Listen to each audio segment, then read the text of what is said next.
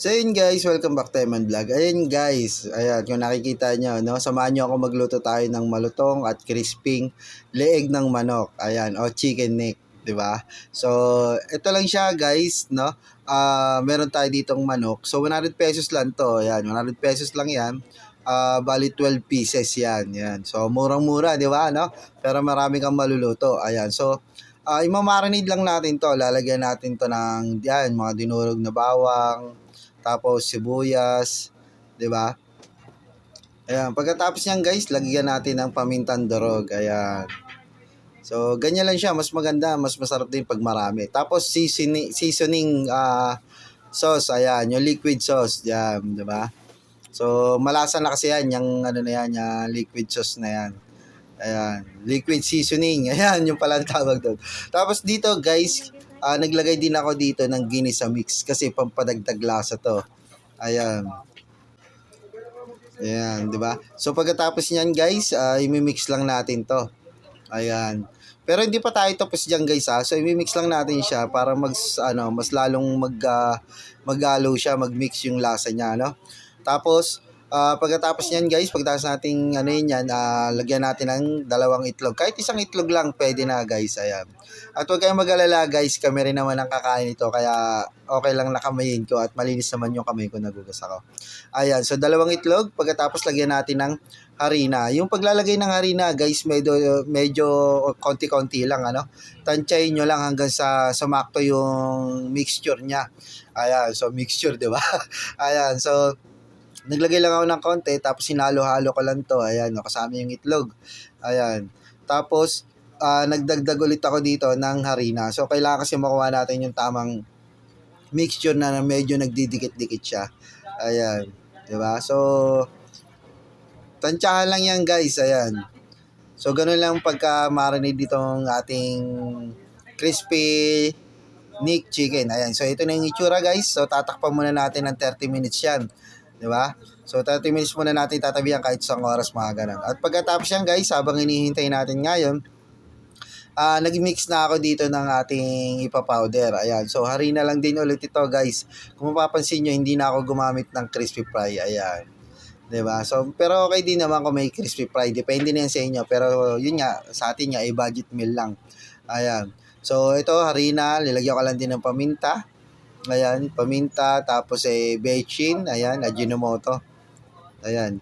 At pagkatapos yan guys, konting asin. Ayan. Kasi may lasa na yung manok natin. Ito na lang yung ano natin, harina ang ano. Pagkatapos i-mix lang natin siya ng ganyan. So, kailangan sigurado natin may mix lahat. 'Di ba? Ayan. So, after nga niyan guys, ito na siya. Na-mix na natin. And then, ito nagpainit na ako dito ng kawali. Ayan. Syempre, yung paglulutuan natin. 'Di ba? Pero yun na nga guys, lumipas na yung 30 minutes o magwa 1 hour na, no? So kaya dito, ayan, nagpainit na ako ng kawali, nilagyan ko na ng mantika. Ayan, so medyo damihan natin ng mantika. Ayan. So dito naman guys, ito na nga yung ating minarinade na leg ng manok, ano? Tapos ilalagay lang natin yan dito sa minix nating harina. Ayan. So paglalagay niyan guys, ayan, ilagay muna natin. Ilagay muna natin yung mga leg ng manok. At pagkatapos guys, pagka yung lalagyan natin ng harina, ipipress natin yan. Ayan, para mas lalong dumikit yung harina dun sa ating karne. Ayan. So, ganyan lang siya guys, no? Ayan, ipipress nyo lang din siya. So, ayan. At pagkatapos nga niyan guys, pagka alam nyo nang okay na at na-press na, yung nagdikit na yung mga harina, ayan, ilalagay na natin sa mainit na kawali. Ayan. So, yan na nga guys, no? At ilalagay na natin. Ayan, no? So, dapat dito guys, mainit ang inyong kawali. Ayan. So, itsura pa lang, hindi mo maiisip na leeg ng manok eh. Oh. Diba na guys? Ayos na ayos din yan. Ayan. Diba? So, ilalagay lang natin yan. Dito, bali dalawang luto ako niyan. Kasi hindi naman lahat may ilalagay dyan. Ayan, no? So, hayaan lang natin siya dyan guys hanggang sa medyo lumutong. Ayan. At maya babalik rin natin to.